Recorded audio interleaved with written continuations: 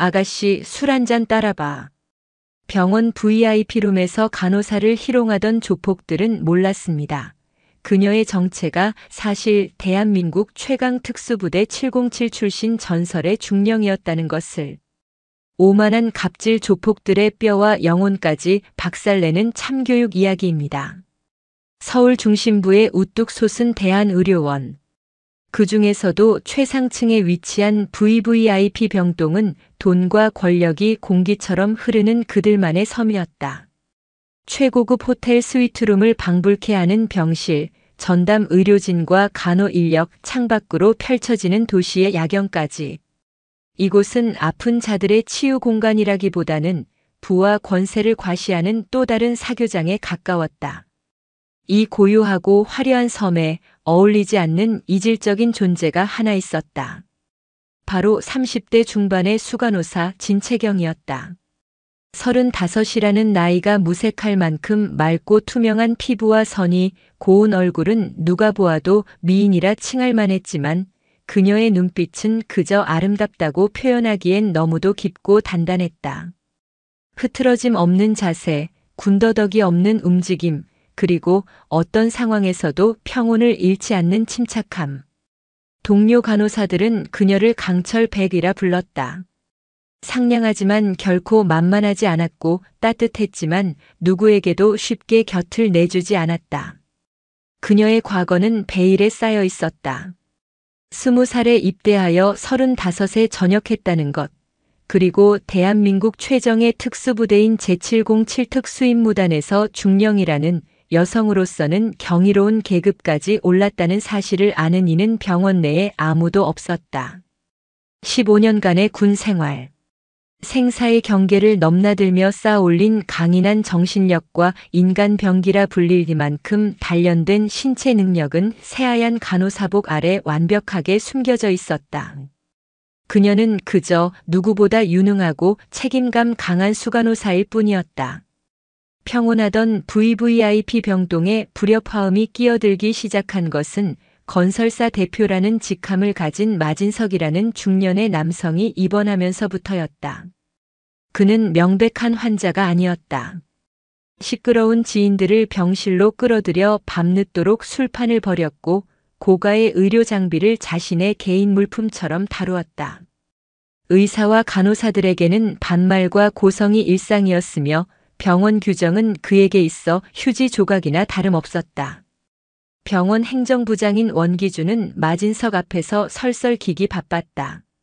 마진석이 병원에 거액의 발전 기금을 낸 주요 후원자이자 병원 이사진과도 막역한 사이였기 때문이다. 원 부장은 마 대표님 심기 건드리지 않게 조심하라는 말을 입에 달고 살며 의료진의 고충보다는 VIP의 안위를 먼저 챙겼다. 사건은 여느 때처럼 고요해야 할 밤에 터졌다. 마진석의 병실에서 호출벨이 울렸다. 이제 막 23이 된 신입 간호사 박소희가 긴장된 얼굴로 채경에게 보고했다. 수 선생님, 1701호 마진석 환자분, 정맥 주사 라인이 막힌 것 같다고. 내가 가볼게. 소혜 씨는 다른 환자분들 라운딩마저 돌아요. 채경은 박소희의 얼굴에 서린 두려움을 읽었다. 마진석은 유독 젊고 예쁜 간호사들에게 노골적인 희롱을 일삼았고 박소희는 그 주된 표적 중 하나였다. 채경은 일부러 자신이 마진석을 전담하며 어린 간호사들을 보호하려 애썼다. 채경이 1701호 병실 문을 열자 역한 술냄새와 함께 저속한 웃음소리가 그녀를 덮쳤다. 병실에는 마진석뿐만 아니라 문신을 한 팔을 드러낸 건장한 체구의 젊은 남성 도기범도 함께였다. 그는 마진석의 수족이자 병원 내에서 공공연한 공포의 대상이었다. 어라? 오늘은 저 아가씨가 아니고 우리 예쁜 수간호사님이 직접 오셨네? 마진석이 붉어진 얼굴로 혀 꼬부라진 소리를 냈다. 그의 팔은 멀쩡했다. 정맥 주사 라인은 애초에 있지도 않았다. 명백한 거짓 호출이었다. 무엇을 도와드릴까요, 마진석 환자분? 채경은 감정의 동요 없이 사무적인 목소리로 물었다. 그녀의 평온한 태도가 마진석의 심기를 거슬렀다. 도와줘? 도와줘야지. 이 밤이 외롭고 쓸쓸한데 우리 진 간호사님이 옆에서 말동무나 좀 해주면 어떨까 해서. 옆에 있던 도기범이 희죽거리며 거들었다. 대표님, 간호사님 바쁘시다는데 우리가 술 한 잔 따라드리는 건 어떻겠습니까? 피로가 싹 가실 텐데. 도기범이 일어나 와인병을 들고 채경에게 다가왔다. 그는 일부러 채경의 어깨를 스치며 와인잔을 내밀었다. 자, 한 잔 받으시죠. 우리 수간호사님. 그의 손에서 풍기는 값싼 향수와 알코올 냄새가 역하게 코를 찔렀다. 채경은 몸을 살짝 뒤로 빼며 그의 손길을 피했다. 근무 중에는 음주를 할 수 없습니다. 다른 용무 없으시면 이만 나가보겠습니다. 채경이 몸을 돌려나가려는 순간이었다. 도기범이 그녀의 팔을 거칠게 잡아챘다. 이게 어딜 그냥 가려고. 우리가 주는 술이 X 같아 보여. 순간 병실의 공기가 얼어붙었다. 도기범의 소나귀에 잡힌 채경의 팔은 가냘퍼 보였다. 마진석은 재미있는 구경이라도 난 듯 음흉한 미소를 지으며 상황을 지켜보고 있었다. 하지만 다음 순간 누구도 예상치 못한 일이 벌어졌다. 채경은 잡힌 팔에 힘을 주지 않았다. 오히려 물 흐르듯 몸을 살짝 틀며 도기범의 힘을 역이용했다. 동시에 다른 한 손이 번개처럼 움직여 그의 손목 안쪽 신경이 집중된 혈점을 정확하게 움켜쥐었다. 특별한 힘을 가한 것 같지도 않은데 도기범의 얼굴이 극심한 고통으로 일그러졌다. 끄악. 비명과 함께 도기범은 저도 모르게 채경의 팔을 놓았다. 그의 손목을 잡은 채경의 손은 작고 부드러웠지만 마치 강철 집게에 물린 듯 빠져나오지 않았다. 채경은 여전히 무표정한 얼굴로 나지막이 말했다. 환자분, 병원 내에선 정숙해 주셔야 합니다. 그리고 의료진에 대한 신체 접촉은 명백한 폭행입니다. 그녀의 목소리는 조용했지만 그 안에 담긴 무게감은 병실 전체를 압도했다. 15년간 수백 번의 실전 상황에서 다져진 살기가 무의식 중에 새어나온 탓이었다. 마진석의 얼굴에서 웃음기가 사라졌다. 그 역시 산전수전 다 겪은 인물이었지만 눈앞의 여자에게서 느껴지는 서늘한 기운은 생전 처음 느껴보는 종류의 것이었다. 그것은 단순한 분노나 깡다구가 아니었다. 언제든 상대의 목숨을 끊을 수 있는 자의 여유, 바로 포식자의 눈빛이었다. 채경은 도기범의 손목을 스르르 놓아주었다. 도기범은 저릿한 손목을 부여잡고 뒷걸음질 쳤다. 별다른 용무 없으시면 정말 나가보겠습니다. 채경은 흐트러짐 없는 걸음으로 병실을 나섰다. 닫힌 문 뒤로 마진석의 분노에 찬 고함 소리가 희미하게 들려왔다. 저 X이 감히 누굴 상대로. 스테이션으로 돌아온 채경의 등 뒤로 박소희가 걱정스러운 얼굴로 다가왔다. 선생님 괜찮으세요? 무슨 일 있었어요? 채경은 희미하게 미소 지으며 그녀의 어깨를 다독였다. 아무 일 없어. 자, 우리 일해야지. 하지만 그녀는 알고 있었다. 이것은 결코 시작이 아니며 더더욱 끝은 아니라는 것을. 고요한 수면 아래 꿈틀대던 추악한 욕망이 마침내 수면 위로 고개를 든 것뿐이었다. 강철 같던 그녀의 일상에 미세하지만 분명한 균열이 가기 시작한 순간이었다. 그날 밤의 사건은 VVIP 병동 전체에 미묘한 파장을 일으켰다. 마진석과 도기범은 며칠간 조용했다. 하지만 그것은 폭풍 전의 고요함, 독사가 먹잇감을 노리기 전 몸을 웅크리는 시간과도 같았다. 진채경은 모든 것을 예감했지만 묵묵히 자신의 일을 계속할 뿐이었다. 그녀의 사전에는 후퇴란 없었다. 오직 전진과 극복만이 존재할 뿐이었다. 동료 간호사들은 불안감과 함께 묘한 기대감을 품고 채경을 바라보았다. 늘 자신들을 억누르던 거대한 바위에 처음으로 금을 가게 한 그녀의 존재가 두려우면서도 통쾌하게 느껴졌기 때문이다. 특히 신입 간호사 박소희는 채경을 거의 숭배에 가까운 눈으로 따랐다. 며칠 후 행정부장 원기준이 채경을 자신의 사무실로 호출했다.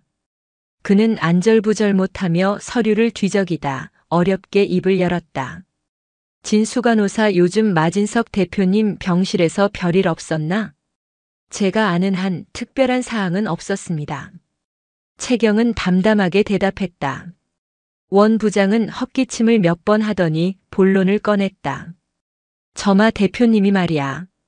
진수 간호사의 태도가 무척 불손하고 심지어 자신에게 위협까지 가했다고 병원장님께 직접 불만을 제기했어. VVIP 환자에 대한 응대가 이따위라며 병원 이미지가 뭐가 되겠냐고 말이야. 사실이 아닙니다. 채경의 대답은 단호했다. 원 부장은 이마에 땀을 닦으며 한숨을 쉬었다. 나도 자네를 믿지. 하지만 상대가 보통 사람인가? 병원 이사진과도 다이렉트로 통화하는 분이라고. 그러니 일단은 마 대표님 찾아가서 정중하게 사과하고 오해를 푸는 게 어떻겠나? 그냥 고개 한번 숙이면 되는 일이야. 제가 사과해야 할 이유가 없습니다. 저는 제 직무에 충실했을 뿐이며 오히려 폭행과 성희롱을 당한 쪽은 저와 제 동료들입니다. 채경의 단호한 태도에 원 부장의 얼굴이 불그락푸르락해졌다. 자네 지금 조직 생활 안 해봤나? 때로는 진실보다 중요한 게 관계고 정의보다 우선인 게 타협이야. 이 일 때문에 병원 전체가 시끄러워지는 걸 원해? 부장님, 진실하지 않은 관계는 모래성과 같고 정의롭지 않은 타협은 굴복일 뿐입니다. 군 시절 부하들을 지키기 위해 불의한 상급자의 명령에 맞섰던 기억이 스쳐 지나갔다. 그때나 지금이나 그녀가 지키고자 하는 가치는 변하지 않았다. 결국 원 부장은 소신도 좋지만 현실을 좀 보라는 말을 남긴 채 대화를 끝내버렸다. 그날 오후 마진석은 기다렸다는 듯이 함정을 팠다. 그는 갑자기 극심한 흉통을 호소하며 응급호출을 눌렀다. VVIP 병동의 모든 의료진이 그의 병실로 달려갔다. 심전도, 혈압, 산소 포화도 모든 수치는 정상이었다. 명백한 쇼였지만 환자가 아프다고 주장하는 이상 의료진은 최선을 다할 수밖에 없었다. 어수선한 틈을 타 마진석은 오직 진채경만을 지목했다. 다른 사람 다 필요 없어. 저 여자 진채경 수간호사. 저 여자가 날 죽이려고 해. 저 여자가 주사기에 이상한 약을 타서 컥컥. 마진석은 할리우드 배우 뺨치는 연기력으로 숨을 헐떡이며 채경을 가리켰다. 사람들의 시선이 일제히 그녀에게 쏠렸다. 바로 그때 병실 구석에 있던 도기범이 고함을 지르며 채경에게 달려들었다. 이 미친 여자가 우리 대표님을 해치려고 해. 도기범의 목표는 채경을 공격하는 것이 아니었다. 그는 채경의 몸을 밀치며 미리 준비해둔 작은 유리병을 바닥에 떨어뜨려 깨뜨렸다. 동시에 자신의 팔을 유리 조각에 그어 상처를 냈다. 모든 것이 순식간에 일어난 일이었다. 으악! 이 여자가 흉기를 휘둘렀어. 도기범은 피를 흘리는 팔을 붙잡고 바닥에 나뒹굴었다. 깨진 유리병, 피를 흘리는 도기범, 그리고 그 앞에 멀거니 서 있는 진채경. 누가 보아도 그녀가 가해자로 보일 수밖에 없는 완벽하게 짜인 각본이었다. 원기준 부장이 뒤늦게 병실로 달려왔다. 그는 피를 흘리는 도기범과 광기에 찬 얼굴로 자신을 노려보는 마진석, 그리고 당혹감에 휩싸인 의료진들을 보고 사색이 되었다. 이게 다 무슨 일이야? 마진석이 침대에서 벌떡 일어나 고함을 질렀다. 뭘 보긴 뭘 봐. 당신네 병원 간호사가 환자인 날 위협하고 내 사람한테 흉기까지 휘둘렀잖아. 당장 저 여자 해고하고 경찰에 넘겨. 그렇지 않으면 당신 병원 내일 아침 신문 일면에 대문짝만하게 날 줄 알아. 모든 것이 마진석의 계획대로 흘러가고 있었다. 동료 간호사들은 어쩔 줄 몰라 하며 채경의 눈치만 살폈다. 박소희는 울음을 터뜨릴 것 같은 얼굴로 아니에요. 수 선생님은 그러실 분이 아니에요. 라고 외쳤지만 그 소리는 마진석의 고함에 묻혀버렸다. 원 부장은 채경에게 다가와 떨리는 목소리로 말했다. 진수 간호사 일단 병원 보안팀과 함께 있어주게. 경위 파악이 될 때까지 모든 업무에서 배제하겠네. 이건 명령이야. 그것은 사실상의 정직 처분이자 그녀를 범죄자로 낙인 찍는 행위였다. 채경은 아무런 변명도 하지 않았다. 지금 이 상황에서 100마디 말을 한들 아무도 믿어주지 않을 것임을 그녀는 너무도 잘 알고 있었다. 그녀는 그저 차갑게 식어가는 눈으로 마진석과 원 부장을 번갈아 쳐다볼 뿐이었다. 그녀의 눈빛 속에서 마진석은 순간 섬뜩한 한기를 느꼈다. 승자의 여유를 만끽해야 할 순간에 마치 덫에 걸린 자신이 오히려 뱀에게 노려 보이는 듯한 착각. 보안팀에 이끌려 병실을 나서는 채경의 뇌리에는 15년 군 생활 동안 뼈에 새긴 생존 법칙이 선명하게 떠오르고 있었다. 고립되었을 때는 침묵하고 위기에 처했을 때는 관찰하라. 그리고 반격은 적이 승리를 확신하는 가장 방심한 순간에 단 한 번의 기회를 노려 급소를 찔러야 한다. 독사의 함정은 완벽해 보였다. 하지만 그들은 몰랐다. 자신들이 덫에 가둔 것이 토끼가 아니라 잠시 날개를 접고 있던 매라는 사실을. 이제 그 매가 다시 날아오를 때가 되었다. 정직 처분을 받고 병원을 나서는 진채경의 발걸음은 무겁지 않았다. 오히려 기묘한 해방감마저 느껴졌다. 간호사복이라는 껍질을 벗고 다시 진채경 본연의 모습으로 돌아갈 시간이 온 것이다. 그녀의 머릿속은 분노나 좌절 대신 앞으로의 계획을 짜는 냉철한 분석으로 가득 차 있었다. 적의 전력, 지형병원, 아군의 현황, 그리고 반격의 시점과 방법. 마치 하나의 군사작전을 구상하듯 모든 경우의 수를 계산하기 시작했다. 집으로 돌아온 채경은 가장 먼저 낡은 군용 더플백을 꺼냈다. 그 안에는 그녀의 지난 15년이 고스란히 담겨 있었다. 훈장과 빛바랜 사진들, 그리고 여러 개의 대포폰과 위장 신분증. 그녀는 그중 하나를 꺼내 유심칩을 끼웠다. 그리고 익숙하게 번호를 눌렀다. 신호음이 몇 번 울리고 묵직한 중년 남성의 목소리가 들려왔다. 누구십니까? 선배님, 저입니다. 백호. 백호는 707 부대에서 그녀가 쓰던 호출명이었다. 수화기 너머의 남자는 잠시 침묵하더니 이내 놀라움과 반가움이 섞인 목소리로 답했다. 채경이냐? 이게 얼마만이야? 전역하고는 감감무소식이더니. 무슨 일 있어? 그는 과거 군사경찰연 군사경찰 수사과장 출신으로 현재는 서울지방경찰청 광역수사대에서 조직범죄수사팀을 이끌고 있는 유태석 총경이었다. 현역 시절 채경의 부대가 수행하던 여러 비밀작전에서 법적, 행정적 지원을 맡으며 그녀와 깊은 신뢰를 쌓은 인물이었다. 그는 채경의 능력과 강직한 성품을 누구보다 잘 알고 있었다. 도움이 좀 필요합니다, 선배님. 흑룡파 마진석에 대해 아시는 것 있으십니까? 채경의 입에서 마진석의 이름이 나오자 유태석의 목소리가 단번에 심각해졌다.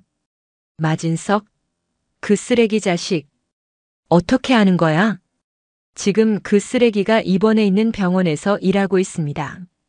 그리고 방금 제가 그놈에게 폭행 누명을 쓰고 정직 처분을 받았습니다. 채경은 그동안 있었던 일을 군더더기 없이 사실관계에 입각하여 간결하게 보고했다. 유태석은 말없이 모든 것을 듣고 난 뒤 깊은 한숨을 내쉬었다. 역시 그놈다운 방식이군. 마진석은 단순한 조폭이 아니야. 건설, 대부업, 유흥업소까지 손을 뻗치고 합법적인 사업체로 돈 세탁을 하는 기업형 조폭의 우두머리지. 교활하고 잔인한 데다 법망을 피해가는 데는 귀신 같은 놈이야. 우리가 몇 년째 주시하고 있지만 꼬리가 잡히지 않아 애를 먹고 있었다. 대한의료원도 그놈의 사업체 중 하나입니까? 정확해. 병원에 거액을 기부하고 이 사진을 구워 삶아서 병원을 자기 사업의 세탁 창구이자 정재계 인사들을 만나는 로비 장소로 활용하고 있지. 병원 내부에도 그놈에게 매수된 인물들이 분명 있을 거다. 유태석의 말은 채경의 의심을 확신으로 바꿔주었다. 이것은 단순한 갑질이나 성희롱 사건이 아니었다. 거대한 범죄 조직의 심장부에서 벌어진 필연적인 충돌이었던 것이다. 채경아, 이번 일 어쩌면 기회가 될 수도 있겠다. 유태석의 목소리에 힘이 실렸다. 우리가 그동안 밖에서만 맴돌았는데 내가 안에서 문을 열어줄 수 있다면 판을 뒤집을 수 있어. 놈들의 내부 정보를 빼내줄 수 있겠나? 물론 위험한 일이다. 공식적인 수사 협조 요청도 해줄 수 없어. 만약 잘못되면 너 혼자 모든 걸 뒤집어 쓸 수도 있다. 상관없습니다. 저는 제 명예를 되찾고 제 동료들을 그 지옥에서 구해내야겠습니다. 그리고 무엇보다 저런 쓰레기들이 정의와 상식을 비웃으며 살아가는 꼴을 더는 보고 있을 수가 없습니다. 채경의 목소리에는 한치의 망설임도 없었다. 15년간 국가를 위해 목숨을 걸었던 그녀였다. 이제는 자신의 삶과 동료들의 존엄을 위해 싸울 차례였다. 그날 이후 진채경에 보이지 않는 전쟁이 시작되었다. 그녀는 자신의 정직 기간을 역으로 활용했다.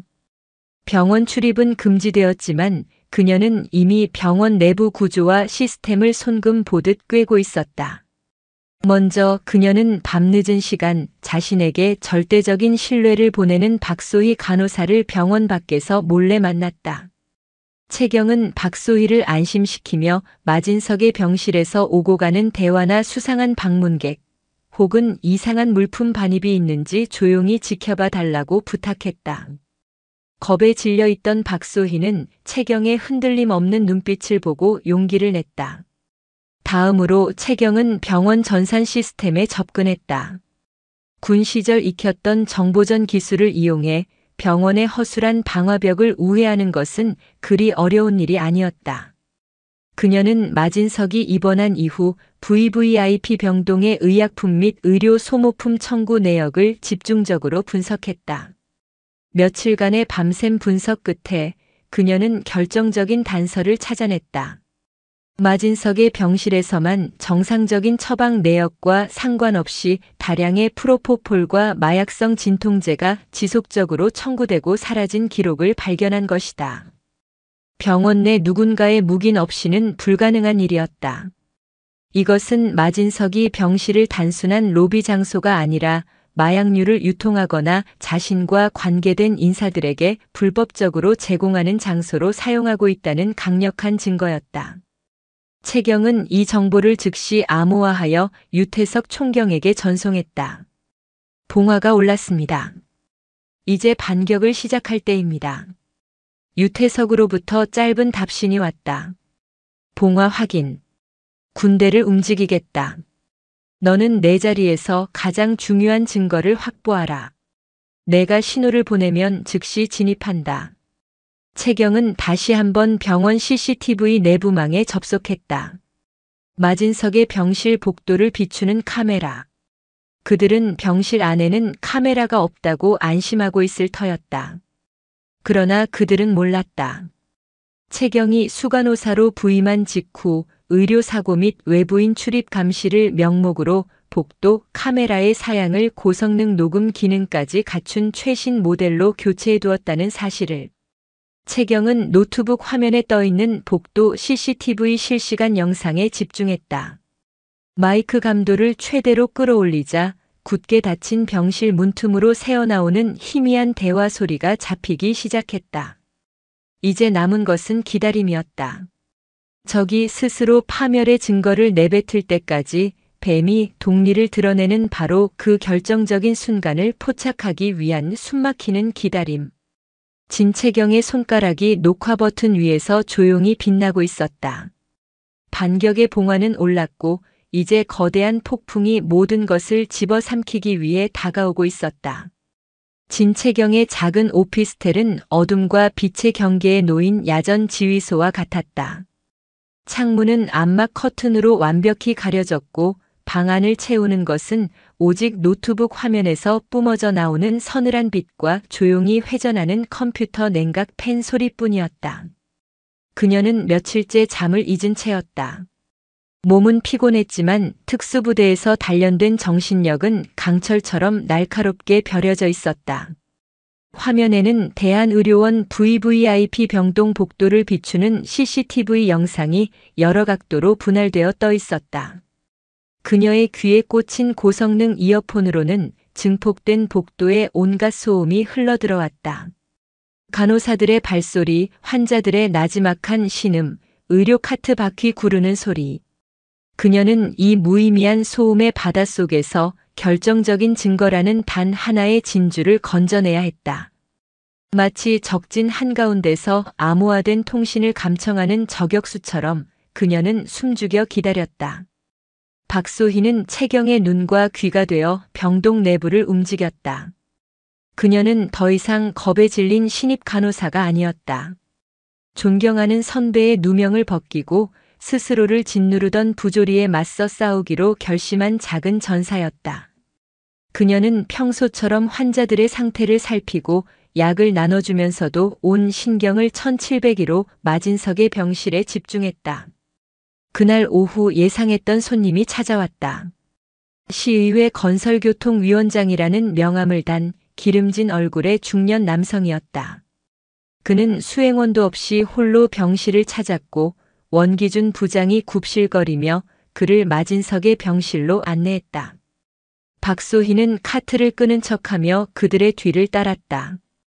병실 문이 닫히기 직전 그녀는 원 부장이 시의원에게 거의 매달리듯 속삭이는 소리를 들었다. 위원님, 잘 좀 부탁드립니다. 이번 신도시 개발건 우리 대한의료원의 사활이 걸린 문제입니다. 박소희는 심장이 철렁 내려앉는 것을 느꼈다. 마진석의 범죄가 단순히 병원 내 갑질을 넘어 도시개발 이권과 관련된 거대한 비리의 일부임을 직감했다.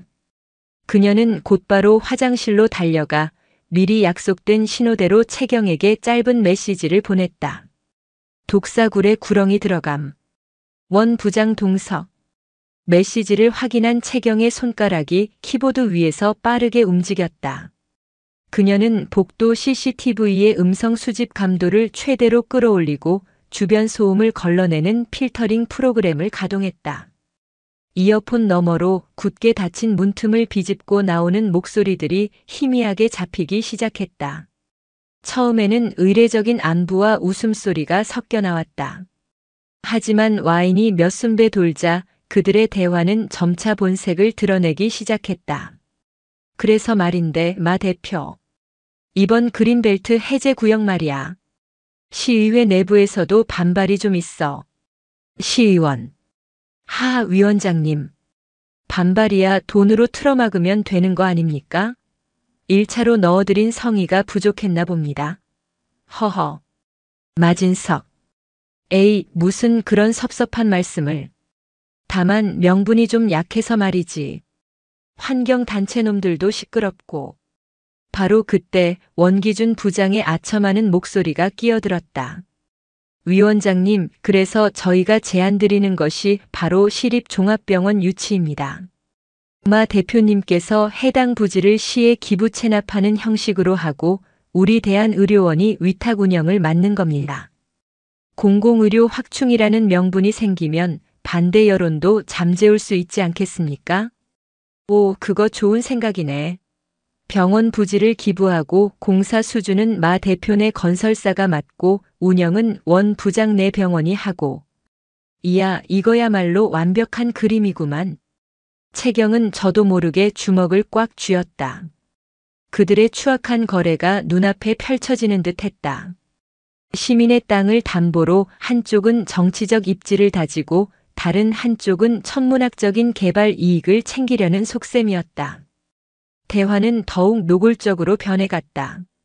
마진석은 자신의 병실에 있는 금고에서 돈다발을 꺼내는 듯한 소리를 냈고 시의원은 감사하다는 말을 연발했다.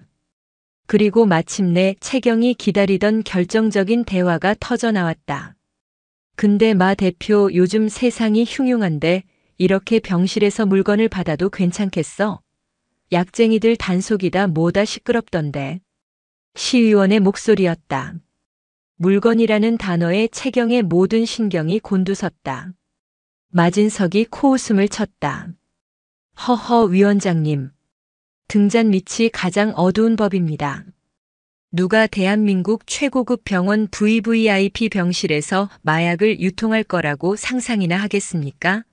원 부장이 뒤를 봐주니 약품 빼돌리는 건 식은 죽 먹기고 여기서 바로 고객들한테 전달하면 CCTV도 불심 검문도 피할 수 있으니 이보다 안전한 곳이 없지요. 저번에 보내드린 프로포폴은 효과가 좀 있었습니까? 아, 그거 아주 좋더군. 피로가 싹 풀리는 게 하하. 끝났다. 채경은 녹화 종료 버튼을 눌렀다. 뇌물수수 현장, 마약류 불법 유통, 범죄 계획 공모까지. 이 짧은 대화 속에 그들을 한 번에 무너뜨릴 모든 증거가 담겨 있었다. 하지만 바로 그 순간 위기가 찾아왔다. 복도를 지나던 청소 카트가 병실 문에 강하게 부딪히며 쿵 하는 큰 소리를 낸 것이다. 병실 안의 대화가 순간 멎었다. 뭐야, 무슨 소리야? 마진석의 경계심 가득한 목소리가 들려왔다. 박소희는 심장이 멎는 것 같았다. 만약 그들이 밖으로 나와 주위를 살피기라도 한다면 복도에 설치된 고성능 카메라가 발각될 수도 있었다. 채경은 즉시 병원 내부망에 접속해 해당 층의 화재 경보기를 원격으로 작동시켰다. 삐이이그. 요란한 경보음과 함께 화재가 발생했습니다라는 기계적인 안내 방송이 병동 전체에 울려 퍼졌다. 병실 안의 사람들은 혼란에 빠졌다. 그 틈을 타 박소희를 비롯한 다른 간호사들이 매뉴얼대로 움직이며 소란을 피웠다. 괜찮습니다. 오작동인 것 같습니다. 모두 병실 안에서 대기해 주십시오. 몇 분간의 소동이 지나고 경보가 멈췄을 때 마진석 일당의 의심은 이미 완벽하게 다른 곳으로 향해 있었다. 채경은 안도의 한숨을 내쉬며 방금 확보한 녹음 파일을 여러 겹으로 암호화했다. 그리고 곧바로 유태석 총경에게 전송했다. 파일과 함께 보낸 메시지는 단 한 줄이었다. 여우와 족제비 그리고 구렁이까지 한 우리에 모였습니다. 사냥을 시작할 시간입니다. 벽 속에 울려 퍼진 추악한 속삭임은 이제 그들의 목을 겨누는 강철의 칼날이 되어 돌아갈 터였다. 유태석 총경은 자신의 사무실에서 진채경이 보낸 녹음 파일을 듣고 있었다. 헤드셋 너머로 들려오는 마진석과 시의원의 노골적인 대화에 그의 미간은 깊게 패였다. 파일 재생이 끝나자 그는 조용히 헤드셋을 벗었다. 수십 년간 온갖 흉악범을 상대해 온 베테랑 형사의 눈에 서늘한 분노가 이글거렸다. 그는 즉시 인터폰을 눌렀다. 박 팀장, 광수대 1팀 전원 5분 내로 작전 회의실로 집결시켜. 완전 무장 상태로. 잠시 후 서울지방경찰청 광역수사대 작전 회의실에는 긴장감이 감돌았다. 방탄복과 권총으로 무장한 최정예 형사들이 유태석의 입을 주목하고 있었다. 타겟은 흑룡파 두목 마진석. 장소는 대한의료원 VVIP 병동 1701호. 현장에 시의원과 병원 관계자도 함께 있는 것으로 추정된다. 뇌물수수 및 마약류 관리법 위반 현행범으로 체포한다. 유태석이 브리핑을 이어갔다. 이번 작전의 이름은 스틸 레인 스틸 IAIN이다. 병원이라는 특수성을 감안해 소음 없이 신속하게 외과 수술처럼 정밀하게 타겟을 도려낸다. A팀은 병원 정후문 및 지하 주차장을 완전 통제하고 B팀은 나를 따라 17층으로 직접 진입한다. 어떤 저항도 용납하지 않는다. 모두 알겠나? 네, 알겠습니다. 우렁찬 대답과 함께 강철의 폭풍우가 움직이기 시작했다. 사이렌을 울리지 않는 검은색 승합차들이 소리 없이 서울청을 빠져나와 대한의료원으로 향했다. 같은 시각 1701호 병실에서는 축배가 오가고 있었다. 마진석은 시의원과 원기준 부장에게 거액의 돈다발과 약물이 담긴 쇼핑백을 건네며 의기양양하게 웃고 있었다. 자, 이걸로 우리 모두의 미래를 위하여. 그들이 축배를 들려던 바로 그 순간이었다. 잠겨있던 병실 문이 쾅 하는 굉음과 함께 안쪽으로 터져나가듯 열렸다. 최첨단 파쇄 장비에 의해 경첩이 뜯겨져 나간 것이다. 눈 깜짝할 사이에 방탄 헬멧과 검은 전투복으로 무장한 경찰 특공대원들이 연기처럼 병실 안으로 쏟아져 들어왔다. 움직이지 마. 손 머리 위로 올려. 경찰이다. 시의원과 원 부장은 들고 있던 와인잔을 떨어뜨리며 그 자리에 얼어붙었다. 마진석은 순간 당황했지만 이내 얼굴이 시뻘개지며 고함을 질렀다. 어떤 놈들이야? 내가 누군 줄 알고 이따위 짓을 해. 당장 너희 서장 불러와. 그때 특공대원들 뒤로 유태석 총경이 천천히 걸어 들어왔다. 그는 마진석의 눈을 똑바로 보며 자신의 스마트폰에서 녹음 파일 하나를 재생했다. 여기서 바로 고객들한테 전달하면 이보다 안전한 곳이 없지요. 저번에 보내드린 프로포폴은 효과가 좀 있었습니까? 자신의 목소리가 병실에 울려 퍼지자 마진석의 얼굴에서 핏기가 싹 가셨다. 유태석은 스마트폰을 끄며 차갑게 말했다. 마진석. 뇌물공여 마약류 관리에 관한 법률 위반, 범죄단체 조직 혐의로 긴급 체포한다. 당신은 변호사를 선임할 수 있으며 변명은 유치장에 가서 실컷 하도록. 상황이 끝났다고 생각한 순간 예상치 못한 변수가 터졌다. 구석에서 벌벌 떨고 있던 도기범이 갑자기 이성을 잃고 날뛰기 시작한 것이다. 그는 가장 가까이 있던 박소희의 목에 팔을 감고 근처에 있던 수수용 메스를 그녀의 목에 겨누었다. 다들 물러서. 안 물러서면 이 여자 죽여버릴 거야. 순식간에 병실 안은 다시 팽팽한 긴장감에 휩싸였다. 형사들은 섣불리 움직이지 못하고 총을 겨눈 채 그를 주시했다. 유태석의 얼굴이 굳어졌다. 인질극으로 상황이 번지는 것은 최악의 시나리오였다. 바로 그때 병실 입구에 조용히 나타난 인물이 있었다. 간호사복이 아닌 평범한 검은색 트레이닝복 차림의 진채경이었다. 유태석이 작전 직전 그녀에게 증인으로서 현장에 와달라고 연락했던 것이다. 모든 시선이 도기범과 박소희에게 쏠린 틈을 타 그녀는 소리 없이 그림자처럼 움직였다. 진정해. 메스 내려놓고 항복하면 정상 참작해주겠다. 유태석이 도기범을 설득하려 했지만 그는 이미 제정신이 아니었다. 박소희는 공포에 질려 하얗게 질린 채 가늘게 떨고 있었다. 채경은 도기범의 등 뒤로 고양이처럼 접근했다. 그녀의 눈은 오직 한 곳, 메스를 쥔 도기범의 손목과 박소희의 목 사이에 아슬아슬한 공간에 고정되어 있었다. 단 한 번의 기회, 단 한 번의 정확한 타격이 필요했다. 도기범이 흥분해서 소리를 지르며 메스를 쥔 손에 힘을 주는 찰나 채경의 몸이 움직였다. 그것은 폭발에 가까운 움직임이었다.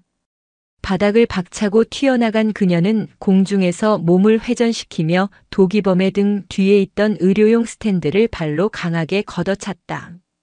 쾅! 육중한 쇠 스탠드가 도기범의 등을 가격했고 그는 순간적으로 균형을 잃고 앞으로 휘청했다. 박소희의 목에서 메스가 떨어지는 0.5초의 찰나. 채경은 이미 그의 곁에 착지해 있었다. 그녀의 손이 전광석화처럼 움직여 메스를 쥔 그의 손목을 꺾었다. 우두둑 하는 뼈 부러지는 소리와 함께 도기범의 입에서 고통스러운 비명이 터져 나왔다. 크악! 채경은 거기서 멈추지 않았다. 꺾인 손목을 그대로 잡아당겨 그의 몸을 돌려 세운 뒤 팔꿈치로 명치급소를 정확하게 가격했다. 컥 하는 소리와 함께 도기범의 몸이 새우처럼 구부러졌다. 마지막으로 그녀는 그의 목덜미를 잡아 그대로 바닥에 내리꽂았다. 모든 것이 단 3초 만에 벌어진 일이었다. 병실 안은 완전한 정적에 휩싸였다. 베테랑 형사들조차 입을 벌린 채 방금 눈앞에서 벌어진 일을 믿을 수 없다는 듯이 바라보고 있었다. 한 명의 간호사가 건장한 조폭을 마치 어린애 다루듯 순식간에 제압해버린 것이다. 바닥에 쓰러진 도기범의 위에서 진채경은 천천히 몸을 일으켰다. 그녀는 땀 한 방울 흘리지 않은 채 흐트러짐 없는 모습으로 공포에 떨고 있는 박소희에게 다가가 그녀를 부축했다. 괜찮아, 소희 씨. 이제 다 끝났어. 그녀의 나지막한 목소리는 마치 거대한 폭풍우가 지나간 뒤 고요히 떠오른 태양처럼 그 공간에 모두에게 깊은 울림을 주었다. 강철의 폭풍우는 모든 것을 쓸어버렸고 그 중심에는 한떨기 강철 백합 같은 여인이 서 있었다. 스틸 레인 작전은 완벽한 성공으로 끝났다. 마진석을 포함한 일당 전원이 현장에서 체포되었고 그들의 범죄를 입증할 뇌물과 마약, 그리고 결정적인 녹취록까지 모두 확보되었다.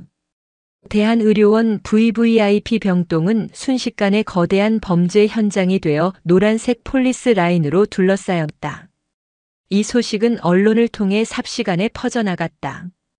기업형 조폭 회장, VVIP 병실을 아지트 삼아 마약 유통 및 정관계 로비 현직 시의원, 뇌물수수 현장에서 체포 등의 자극적인 제목들이 뉴스 헤드라인을 장식했다.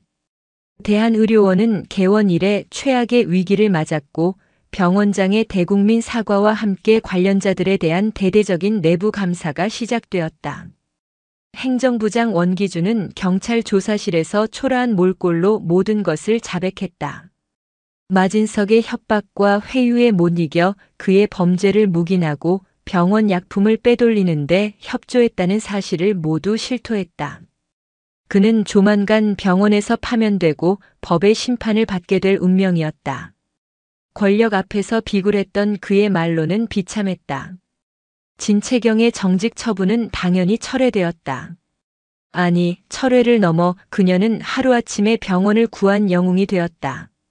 동료 간호사들과 의사들은 그녀를 경외와 존경의 눈빛으로 바라보았다.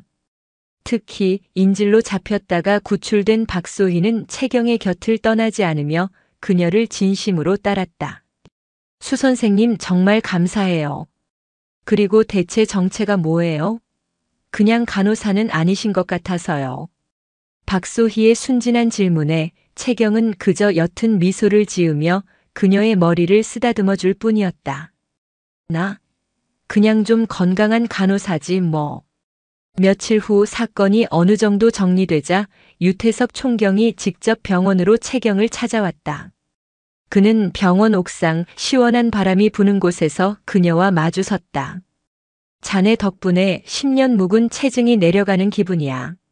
마진석의 입에서 나온 이름들 덕분에 지금 서울시가 발칵 뒤집혔어. 부패한 정치인, 공무원, 기업가들 줄줄이 고구마 줄기처럼 딸려 나오고 있지. 이 사회의 암적인 존재들을 도려낼 절호의 기회를 자네가 만들어준 거야. 유태석은 진심 어린 감사를 표했다.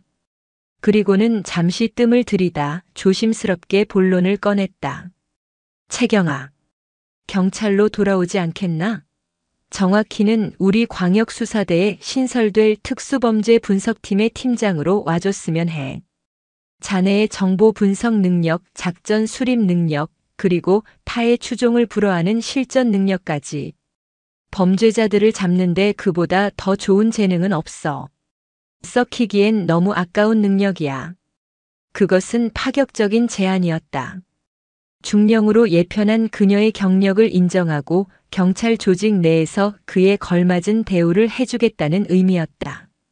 채경은 말없이 난간에 기댄 채 복잡하게 얽힌 서울의 풍경을 내려다보았다.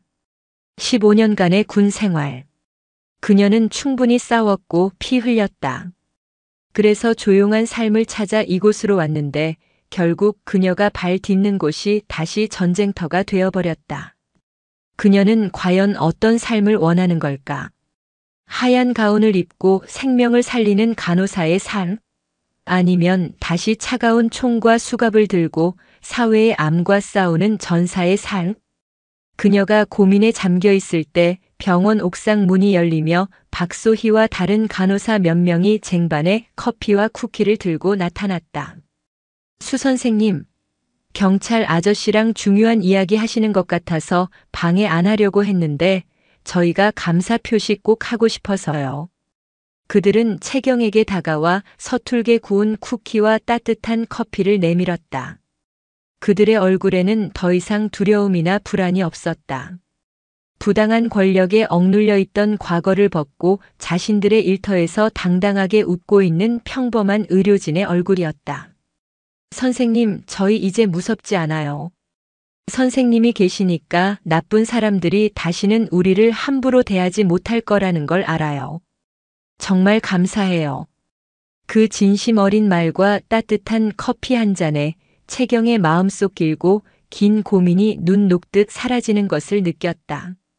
그녀는 유태석을 돌아보며 이전보다 한결 부드럽고 편안해진 미소를 지었다. 선배님 제안은 정말 감사합니다. 하지만 저는 경찰이 되지는 않겠습니다. 유태석의 얼굴에 실망한 기색이 스쳤다. 하지만 채경의 다음 말이 그의 눈을 다시 빛나게 했다. 대신 비공식 자문이라면 언제든지 돕겠습니다. 범죄자들이 병원을 이용하거나 의료 시스템을 악용하는 일이 생긴다면 제 전문 지식이 분명 도움이 될 겁니다. 저는 제자리에서 이 하얀 가운을 입고 제가 지킬 수 있는 사람들을 지키겠습니다.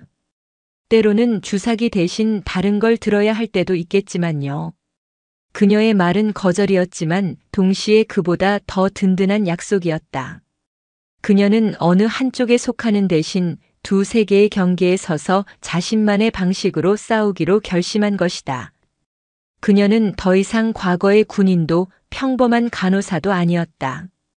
그녀는 진채경 그 자체, 불의에 맞서 약한 자들을 지키는 강철 백위의 수호자였다. 유태석은 그녀의 선택을 존중하며 환하게 웃었다. 그거면 됐다. 그거면 충분하고도 남아. 우리에겐 백호라는 최고의 비선 실세가 생긴 거니까. 두 사람은 뜨거운 커피를 마시며 함께 서울의 노을을 바라보았다. 마진석이라는 거대한 폭풍은 지나갔지만 그가 남긴 잔향과 메아리는 이제 막 새로운 이야기의 시작을 알리고 있었다. 진채경의 진짜 전쟁은 어쩌면 지금부터 시작일지도 몰랐다. 마진석이라는 태풍이 핥히고 간 대한의료원에는 어색한 평온이 찾아왔다. 썩은 부위는 도련해졌지만 그 상처는 깊고 선명했다. 병원의 주가는 폭락했고 신뢰도에는 금이 갔다. VVIP 병동은 폐쇄된 채 조사가 진행 중이었고 병원 복도를 오가는 직원들의 얼굴에는 안도감과 불안감이 뒤섞여 있었다. 그 혼돈의 중심에서 진채경은 묵묵히 자신의 자리를 지켰다. 그녀는 이제 단순한 수간호사가 아니었다. 병원에 살아있는 전설이자 보이지 않는 수호신 같은 존재가 되었다. 동료들은 그녀를 절대적으로 신뢰하고 존경했지만 동시에 범접할 수 없는 어떤 벽을 느끼기도 했다. 그녀가 보여준 압도적인 능력은 평범한 이들에게는 경외인 동시에 일종의 거리감으로 다가왔다. 채경은 그런 시선들에 개의치 않았다. 그녀는 다시 하얀 가운을 입고 차트를 확인하고 환자들의 고통을 어루만졌다. 특히 그녀가 애정을 쏟는 대상은 한 뼘 더 성장한 신입 간호사 박소희였다. 소혜 씨, 수액 속도 너무 빨라. 환자분 혈관 약하신 거 잊었어? 아, 죄송합니다. 죄송할 것 없어. 배우는 과정이니까. 대신 다음엔 실수하지 않으면 돼. 실수는 경험이 되지만 반복되는 실수는 태만이 되는 거야. 채경의 가르침은 군대 시절 부사관들을 훈련시키던 때처럼 엄격했지만 그 안에는 따뜻한 애정이 담겨 있었다. 박소희는 그런 그녀를 엄마처럼 혹은 그 이상의 존재로 따랐다. 평화로운 나날이었다. 마치 기나긴 전쟁을 끝낸 병사가 마침내 고향에 돌아온 듯한 그런 나른한 평화. 하지만 채경은 본능적으로 알고 있었다.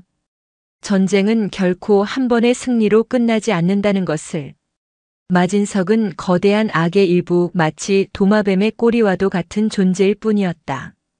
그의 몸통, 즉 그를 움직이고 비호하던 더 거대한 무엇은 여전히 어딘가에 살아 숨쉬고 있을 터였다. 불길한 예감은 현실이 되는데 오랜 시간이 걸리지 않았다. 첫 번째 사건은 중환자실에서 일어났다. 한밤중 인공호흡기에 의지해 겨우 생명을 이어가던 환자의 기계가 아무런 경고 없이 갑자기 멈춰버렸다. 다행히 근처에 있던 간호사가 즉시 발견하고 수동으로 응급처치를 해 환자는 목숨을 건졌지만 아찔한 순간이었다. 정밀 점검 결과 기계 자체에는 아무런 결함이 없었다. 원인은 일시적인 전력 공급 불안정으로 잠정 결론 났다. 며칠 뒤 두 번째 사건이 터졌다.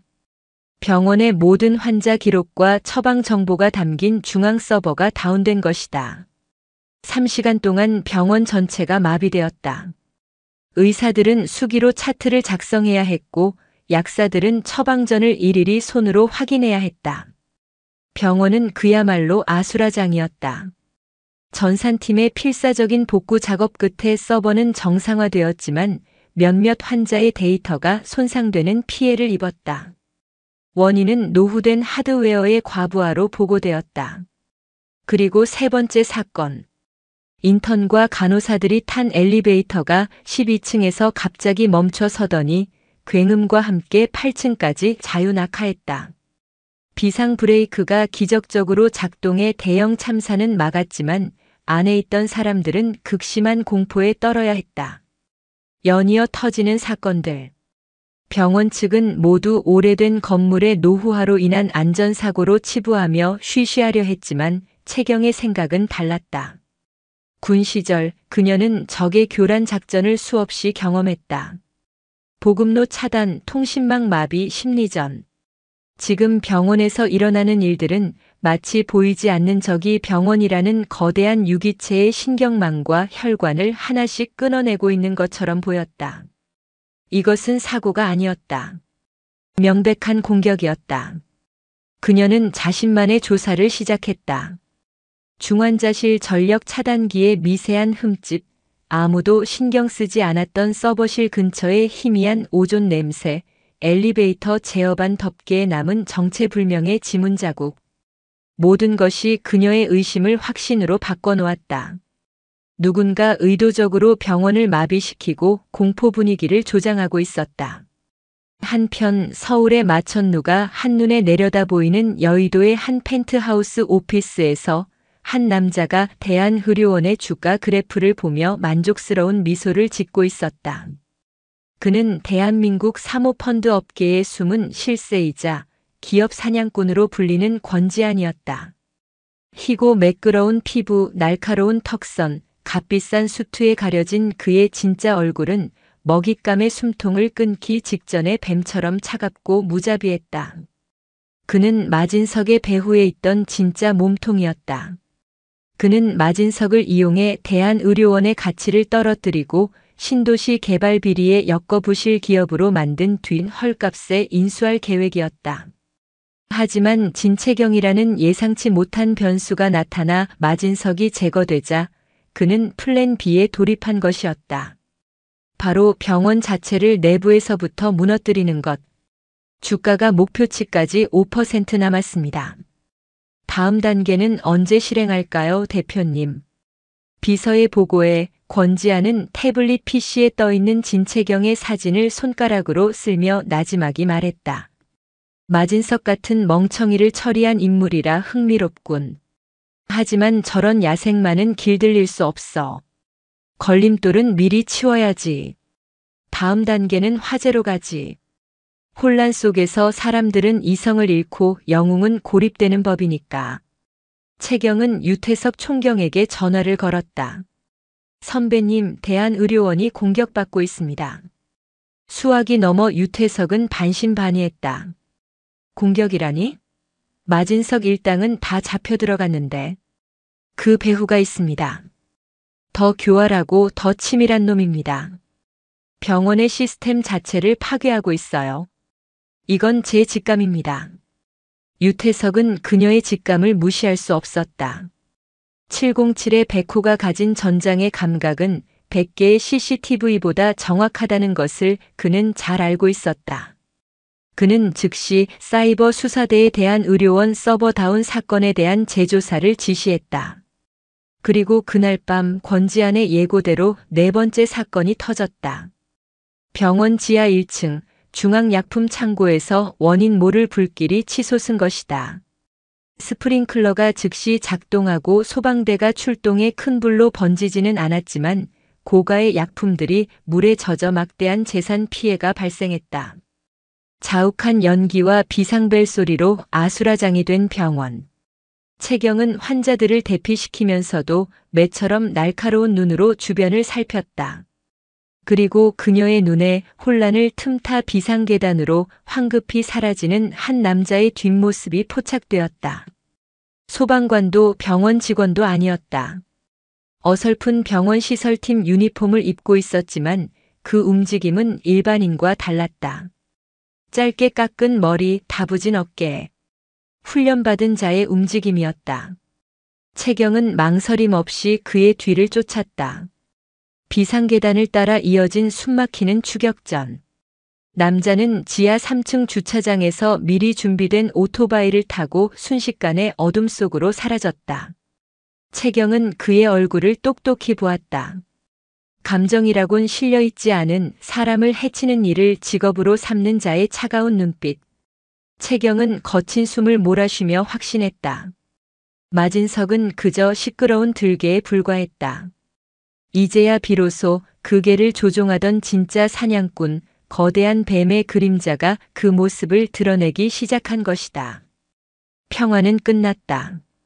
2차전의 시작을 알리는 공습경보가 그녀의 심장에서 요란하게 울리고 있었다. 진채경이 목격한 방화범의 인상착의는 즉시 유태석의 팀으로 전달되었다. 경찰의 몽타주 전문가와 채경의 완벽에 가까운 기억력이 결합하여 범인의 얼굴이 종이 위에 생생하게 되살아났다. 유태석은 전과자 데이터베이스와 대조를 시작했지만 수십만 개의 얼굴 속에서 단 한 명을 찾아내는 것은 모래사장에서 바늘 찾기와 같았다. 수사가 지지부진한 사이 보이지 않는 적 권지안의 2차 공격은 더욱 교묘하고 악랄하게 진채경 개인을 향해 시작되었다. 그는 채경이 병원 내 혼란의 중심을 잡는 구심점이라는 것을 정확히 파악했다. 따라서 그녀를 무너뜨리는 것이 병원 전체를 무너뜨리는 가장 빠른 길이라 판단한 것이다. 공격은 물리적인 것이 아니었다. 그것은 디지털 유령의 형상을 하고 있었다. 어느 날 아침 출근한 채경은 동료들이 자신을 보며 수군거리는 것을 느꼈다.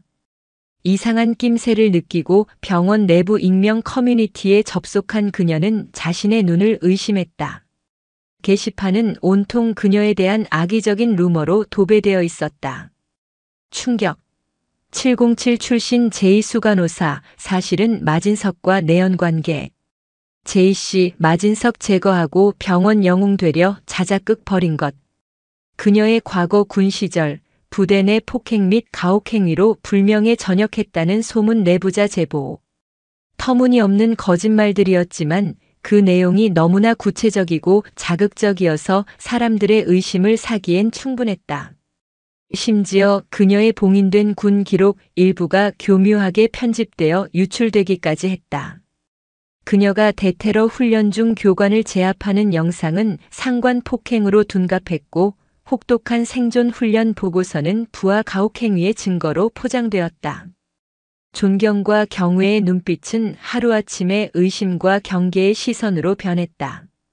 함께 사선을 넘었던 동료들조차 술렁였다. 채경은 수십 명의 무장한 적과 홀로 맞서는 것보다 수백 개의 보이지 않는 혀가 날아와 심장을 찌르는 이 상황이 더욱 고통스럽다는 것을 깨달았다. 그녀는 완벽하게 고립되고 있었다. 유령의 공격은 여기서 그치지 않았다. 그녀의 개인 은행 계좌가 해킹당해 전 재산이 하룻밤 사이에 사라졌고 그녀의 이름으로 불법 대부업체에 대출 신청까지 되어 있었다. 그녀의 신용등급은 바닥으로 곤두박질 쳤다. 이건 단순한 해커의 소행이 아니야. 국가급 정보기관 수준의 사이버 공격이야. 유태석의 사이버 수사팀 에이스가 모니터를 보며 혀를 내둘렀다. 공격자의 IP는 전 세계 수십 개의 경유지를 거치며 흔적을 지웠고 사용된 해킹 툴은 암시장에서조차 구할 수 없는 최신 기술이었다. 채경은 무력감에 휩싸였다. 적은 보이지 않았고 싸움의 방식은 그녀가 평생 배워온 것과 완전히 달랐다. 하지만 그녀는 무너질 수 없었다. 그녀는 더플백 깊숙한 곳에 숨겨두었던 군 정보부대 시절 사용했던 위성 암호화폰을 꺼냈다. 그리고 단 하나의 번호를 눌렀다. 백호, 살아있었군. 수화기 너머에서는 기계음이 섞인 중성적인 목소리가 들려왔다. 그는 군 시절 채경과 함께 수많은 대북 사이버 공작을 수행했던 전설적인 화이트 해커 호출명 헬리오스였다. 그는 전역 후 세상과 단절한 채 자신만의 디지털 요새 안에서 살아가고 있었다. 헬리오스, 도움이 필요해. 유령을 잡아줘. 채경은 자초지종을 설명했다. 그녀의 이야기가 끝나자 헬리오스는 잠시 침묵하더니 키보드를 두드리는 소리와 함께 말했다. 흥미로운 패턴이군. 이건 돈이나 명예를 위한 해킹이 아니야.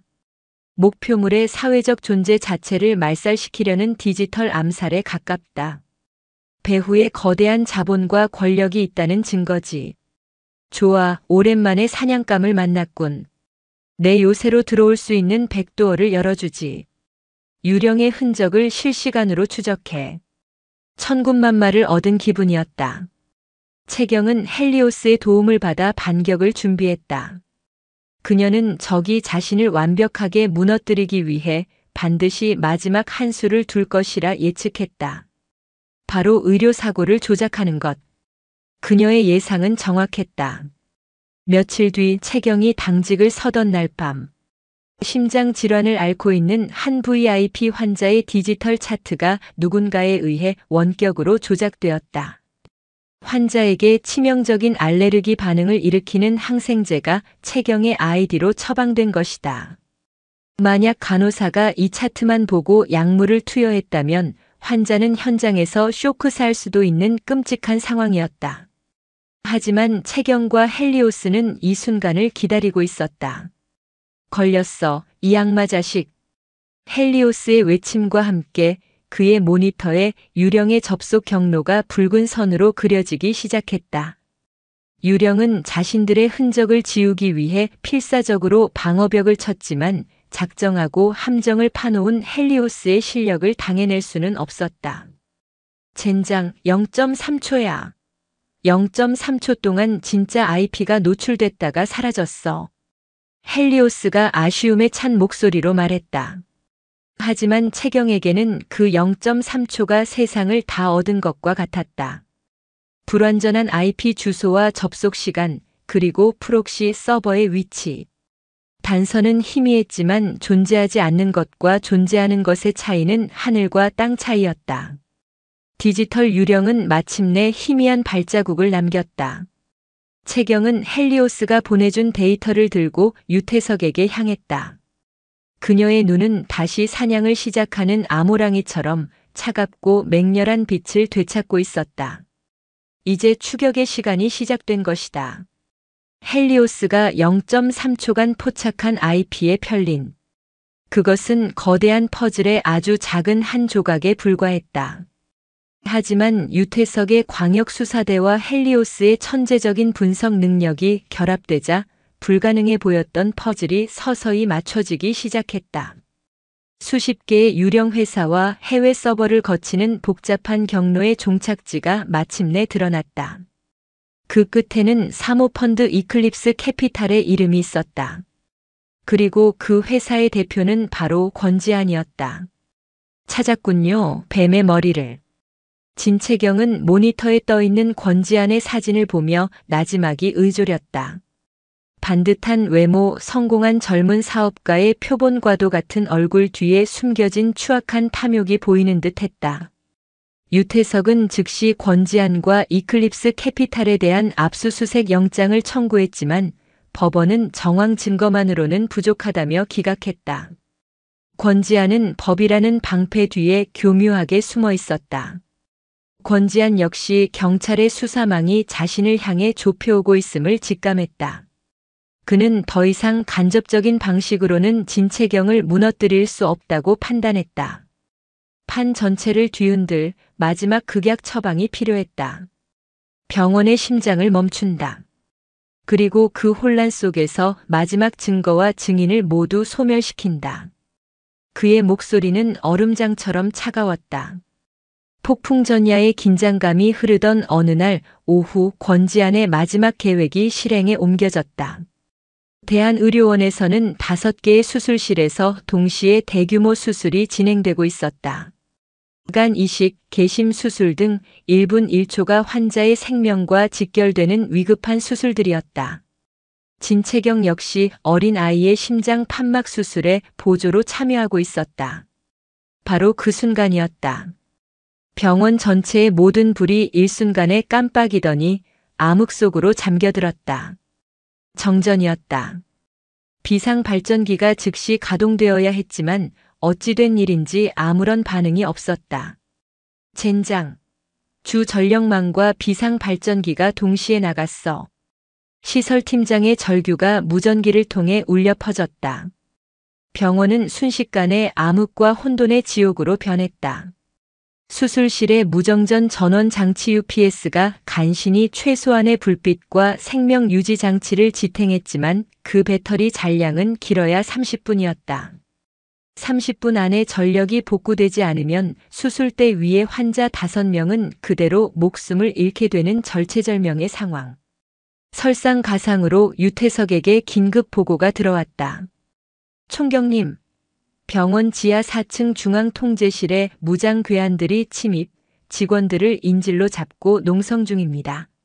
그들이 병원의 모든 전력과 통신을 장악했습니다. 권지안의 계획은 완벽했다. 그는 방화범을 포함한 전문 용병팀을 투입해 병원의 심장부인 중앙통제실을 장악했다. 그리고 대규모 인질극을 벌여 경찰의 진입을 막는 동시에 수술실의 환자들을 시간 제한이 걸린 또 다른 인질로 삼은 것이다. 수술실 안 채경은 땀으로 축축한 손으로 어린 아이의 가슴을 압박하며 빠르게 줄어드는 배터리 잔량을 보고 있었다. 집도의의 이마에서는 식은땀이 비오듯 흘러내렸다. 젠장 20분 남았어. 이 시간 안에 봉합을 끝내는 건 불가능해. 병원 밖에는 경찰 특공대가 포위망을 구축했지만 섣불리 진입할 수 없었다. 용병들은 진입 즉시 인질들을 해치고 병원 시스템 전체를 파괴하겠다고 협박하고 있었다. 채경은 결심했다. 이대로 앉아서 죽음을 기다릴 수는 없었다. 이 지옥을 끝낼 수 있는 사람은 오직 자신뿐이라는 것을 직감했다. 그녀는 집도의에게 말했다. 선생님 15분만 버텨주십시오. 제가 전력을 복구하겠습니다. 진수간호사. 그게 무슨 말이야? 미쳤어? 하지만 그녀의 눈을 본 집도의는 더 이상 아무 말도 할 수 없었다. 그 눈은 이미 간호사의 눈이 아니었다. 부하들을 구하기 위해 적진으로 뛰어드는 지휘관의 눈빛이었다. 그녀는 수술복을 벗어 던지고 어둠 속으로 뛰쳐나갔다. 그녀는 돌아올 수 없는 강을 건너고 있었다. 진채경은 누구보다 이 병원의 구조를 잘 알고 있었다.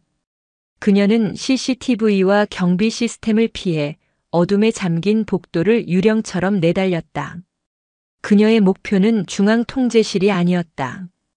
그곳은 이미 적의 요새가 되어 있었다. 그녀의 목표는 용병들이 미처 파악하지 못했을 오래전에 폐쇄된 구간의 비상전력 공급 라인이었다.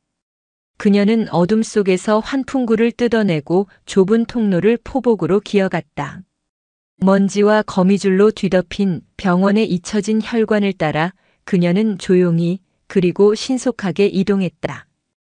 온몸이 땀과 먼지로 범벅이 되었지만 그녀의 감각은 그 어느 때보다 날카롭게 깨어 있었다. 마침내 그녀는 구간의 낡은 전기실에 도착했다.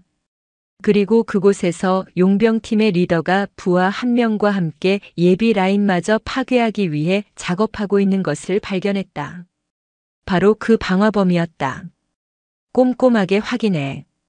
이 라인까지 끊어버리면 이 병원은 그냥 거대한 시체 보관소가 되는 거야. 리더의 차가운 목소리가 어둠 속에 울렸다. 권지아는 자신의 펜트하우스에서 용병들이 보내오는 실시간 영상으로 이 모든 상황을 지켜보고 있었다.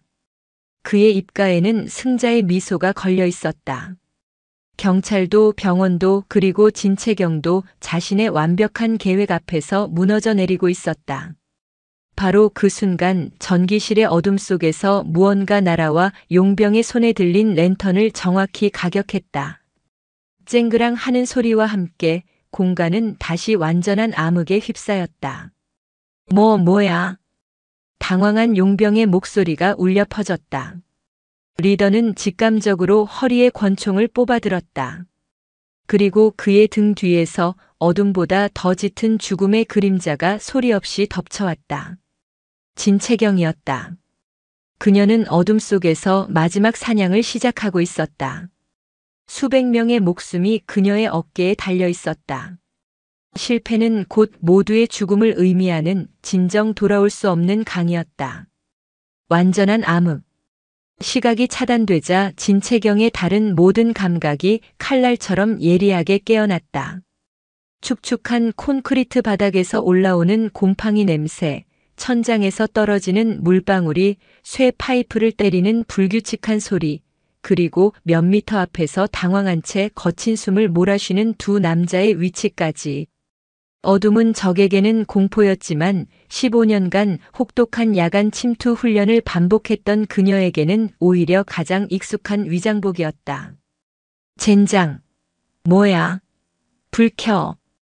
부하 용병이 당황해서 소리치자 리더가 낮고 위협적인 목소리로 제지했다. 조용히 해, 멍청아. 놈이 숨어 있다. 등을 맞대고 있어. 그들은 프로였다. 금세 전열을 가다듬고 서로의 사각을 경계했다. 리더는 권총의 안전장치를 풀며 천천히 어둠 속을 향해 총구를 겨눴다. 권지안의 사무실 모니터에는 그들의 나이트비전 카메라를 통해 어둡고 흔들리는 녹색 화면만이 송출되고 있었다. 권지안은 미간을 찌푸렸다. 예상치 못한 변수였다.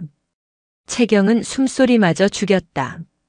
그녀는 바닥에 떨어진 쇠 볼트 하나를 조용히 집어들었다. 그리고는 온 힘을 다해 반대편 벽을 향해 던졌다. 팅, 팅, 캉. 금속성 파열음이 울리자 두 용병은 본능적으로 소리가 난 쪽으로 총구를 돌렸다. 바로 그 찰나의 빈틈.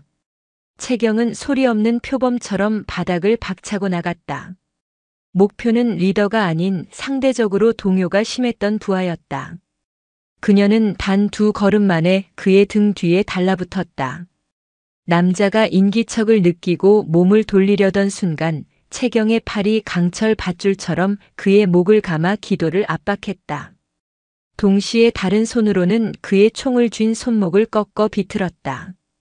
컥 하는 소리와 함께 남자는 숨을 쉬지 못했고 손에서 총을 놓쳤다. 채경은 그대로 그의 몸을 방패 삼아 리더의 반대편으로 끌고 가 신경 다발이 집중된 목 부분을 강하게 가격해 순식간에 의식을 잃게 만들었다. 모든 것이 2초 안에 일어난 일이었다. 빌어먹을.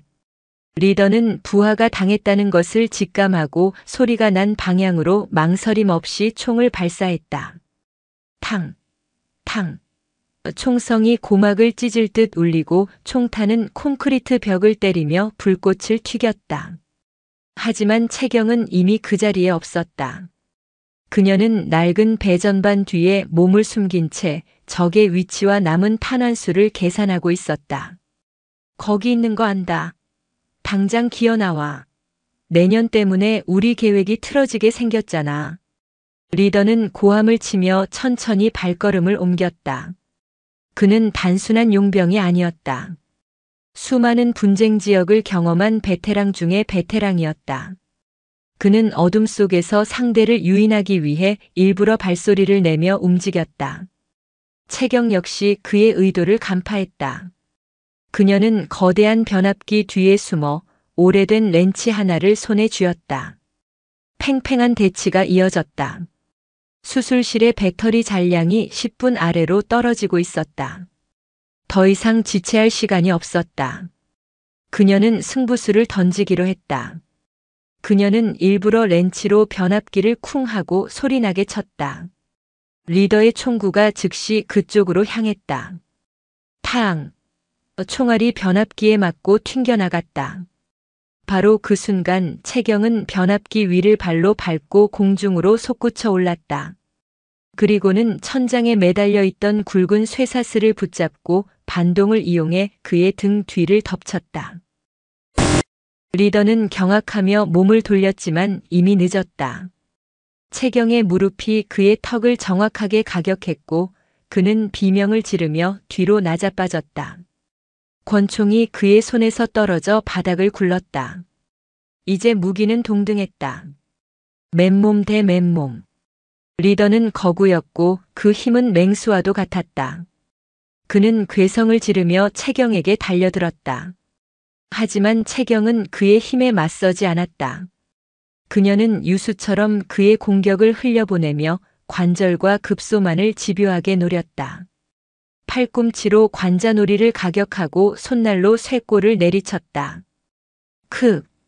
고통에 찬 신음 속에서도 리더는 끈질겼다. 그는 채경의 다리를 붙잡아 넘어뜨렸다. 바닥에서 뒤엉킨 처절한 격투.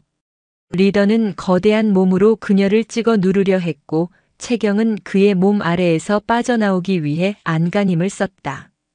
그의 손이 그녀의 목으로 다가오는 순간 채경은 마지막 힘을 다해 그의 팔을 잡아챘다. 그리고는 자신의 다리를 지렛대 삼아 군에서 수천 번 연마했던 관절 기술 암바ARMBAR을 시도했다. 으아악! 리더의 팔꿈치가 역방향으로 꺾이며 끔찍한 파열음이 울렸다. 그의 입에서 처절한 비명이 터져나왔다. 채경은 기술을 풀고 그의 몸에서 빠져나와 고통으로 몸부림치는 그의 목에 기절초풍을 가해 완전히 의식을 끊어버렸다. 길고 길었던 어둠 속의 사투가 끝났다. 채경은 숨을 고를 틈도 없이 쓰러진 용병의 주머니에서 손전등을 꺼내 낡은 비상전력 패널을 비췄다. 수십 개의 낡은 스위치와 레버, 먼지 쌓인 이름표는 대부분 지워져 있었다. 남은 시간은 5분. 그녀는 군 시절의 폭탄 해체 경험을 떠올리며 전력 흐름도를 머릿속으로 미친 듯이 그려나갔다. 메인 차단기 보조 라인 그리고 수술실 직결 회로. 마침내 그녀는 가장 오래되고 녹슨 하지만 가장 거대했던 주 전력 레버를 찾아냈다. 그녀는 온몸에 체중을 실어 삐걱거리는 레버를 아래로 힘껏 내렸다. 쿵! 둔탁한 소음과 함께 거대한 스파크가 튀었다. 잠시 후 전기실의 낡은 비상등이 깜빡거리며 켜지기 시작했다.